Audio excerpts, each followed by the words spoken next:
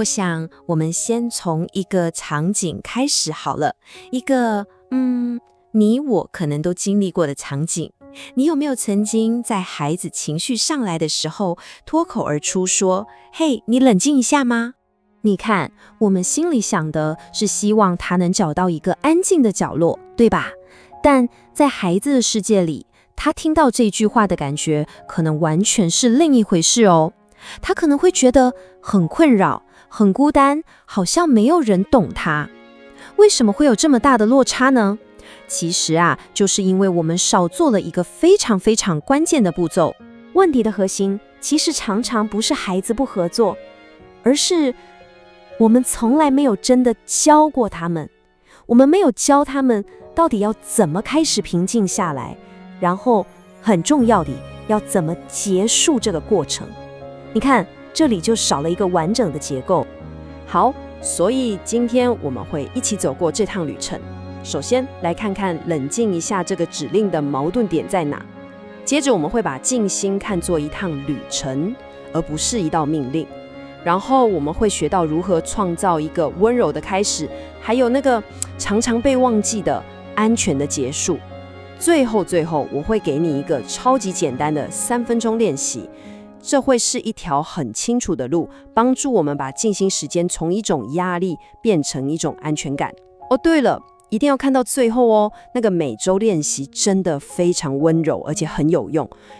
好，那我们就先从第一个部分开始，冷静一下的矛盾。为什么我们叫孩子安静，结果常常适得其反呢？关键就在这里。当我们直接下指令说安静或坐好，这听起来其实更像是一种惩罚，而不是一个可以帮助他自己的工具。那既然直接命令好像行不通，我们该怎么办呢？这就来到我们的第二个重点，这是一趟旅程，而不是一道命令。我们需要重新调整一下我们对静心时间的看法。我们的目标不应该只是追求表面的安静，而是要为孩子创造一份内在的安全感。所以静心真正的目的到底是什么？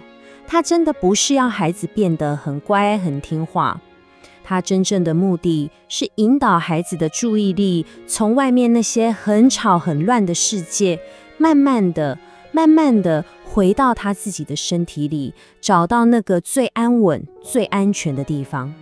其实要做到这点，只需要一个很简单但非常有效的结构。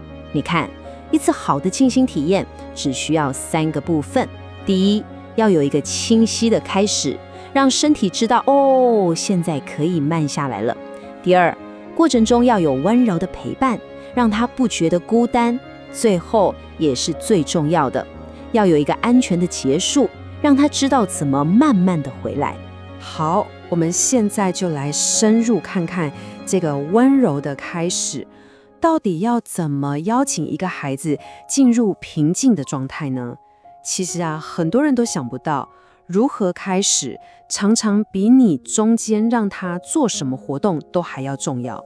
我们常常会说，来，深呼吸，但这其实还是一道指令。不如我们换个方式，温柔地引导他的注意力，去感觉一件他身体本来就在做的事情。所以说，呼吸是最好的起点，不是因为呼吸有什么魔法，很简单，就只是因为它一直都在。特别是对年纪很小的孩子来说，你跟他说什么抽象的概念，像是放松平静他其实是听不懂的。他们需要的是摸得到感觉得到的东西。所以你可以试试看，邀请孩子把小手放在脸的前面，然后轻轻地问他，你有没有感觉到吐气的时候空气暖暖的，那吸气的时候呢，是不是凉凉的？就只是这样，当他专心在感觉这个身体的变化时，他的心自然而然就会慢下来，完全没有压力，对吧？那大一点，已经上小学的孩子呢，他们的脑袋总是转个不停，有很多想法。这时候我们可以给他们的脑袋一个很温柔很简单的小任务，这任务就是数呼吸。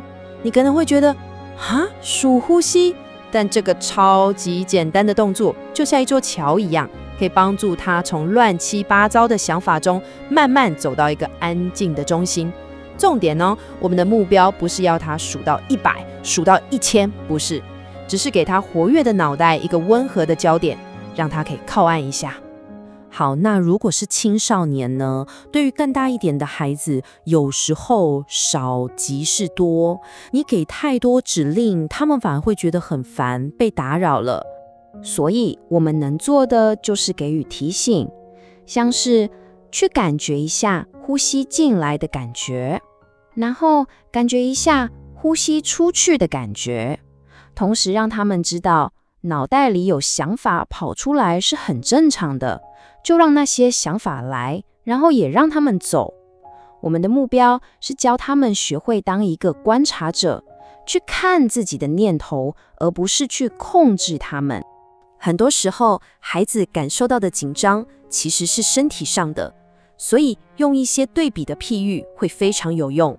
你可以邀请他想象，身体现在是不是像一块很硬的木板，或是一颗握得紧紧的石头，然后我们能不能试着让它慢慢变成一个很软很软的羽毛，或是一朵轻飘飘的云。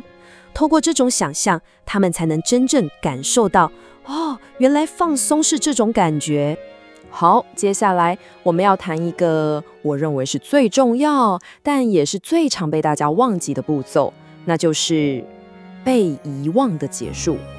你可能没想过，但如何结束这趟静心之旅，会直接决定孩子对这次经验的感受，究竟是安全的，还是很奇怪、很突然的。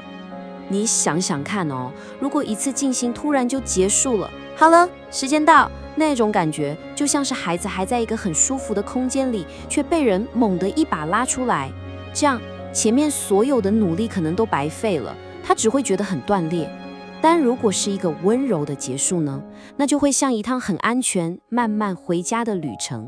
所以这个回家的顺序很重要，它提供了一条很清楚、可以预测的路。第一步，先把注意力轻轻地带回到呼吸上。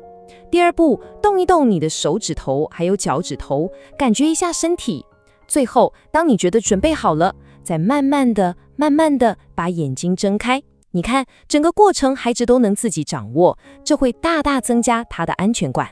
结束之后，还有一个小小的魔法，就是问一个很简单、很开放的问题，而且不要带任何的批判。比如说，你刚刚有什么感觉吗？或者更有趣一点，你有看到什么颜色吗？当我们这样问的时候，孩子会觉得他的内在经验是被尊重、被听见的。好，终于来到我们最后一部分了，也就是我答应你们的一个你今天回家就可以马上开始的3分钟练习。这是一个超级简单的行动，可以帮助你跟孩子建立一个安全的节奏，而且你什么东西都不用准备。很简单，每天找一个固定的时间，譬如说睡前，这是一个很棒的时间点。然后就跟孩子一起做3次很慢很慢的呼吸，吸气，吐气。3次结束之后，动一动身体，然后温柔地说一句：“我们回来咯。”就这样，这个练习的重点不是要做到多完美，而是要建立一个小小的每天都有的仪式感，一种连接，一种平静。所以说到最后，我们真正要给孩子的礼物，其实不是教会他怎么安静下来，而是教会他如何安全地走进自己内心那个安静的空间，然后再如何温柔地从那个空间里走出来。你想想，这不只是一个当下安静的技巧，这是一份他可以带走一辈子的自我照顾的能力。听到这里，你今天最大的收获是什么呢？我很想听听你的想法，欢迎在下面留言跟我分享。也别忘了可以订阅按亲子书房练习曲这个频道，里面有更多很温柔的教养方法哦。真的，当我们学会为孩子创造这些安全的返回时，我们会发现这将彻底改变他们跟自己相处的方式。好，谢谢你的聆听，我们下次见。